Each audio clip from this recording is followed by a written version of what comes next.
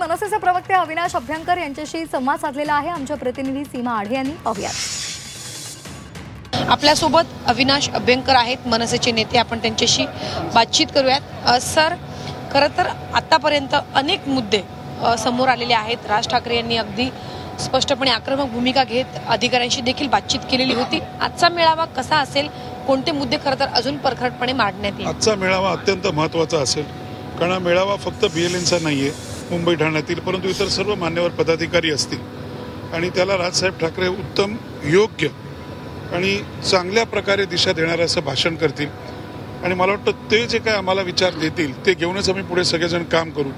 आणि हा मेळावा तातडीने घ्यायचं एवढंच कारण आहे की गेल्या काही दिवसांमध्ये ज्या आयोगाच्या आम्ही भेटीगाठी घेतलेल्या होत्या आणि त्यामध्ये ज्या याद्यांमधल्या चुका दाखवल्या होत्या, लक्षात ठेवा, त्याच्यावरती आता अत्यंत सतर्कपणे काम तुम्ही कसं करा, काय करा, कशा प्रकारे लोकांपर्यंत जा, याचं मला वाटतं मार्गदर्शन राजसाहेब ठाकरे करतील. खरेपणा आणि सच्चाई म्हणजे राजसाहेब ठाकरे, म्हणजे महाराष्ट्र निर्माण सेना. सत्तेकरता राजसाहेबांनी कुठलेही विचार सोडलेले नाही, राजसाहेबांनी कुठलेही ॲडजस्टमेंट केलेलं नाही आहे. म्हणून मी आयोगाला एवढंच सांगेन की हा महाराष्ट्र आहे, इथे राजसाहेब ठाकरे, महाराष्ट्र सैनिक आणि शिष्टमंडळ यांना हलक्यात घेऊ नका. याद्या चांगल्या प्रकारे पारदर्शक करा, त्याच्यामध्ये कुठल्याही प्रकारचा गोंधळ असता कामा नये. आणि तो गोंधळ आहे तो इथे नव्याने सांगण्याची आवश्यकता नाही आहे.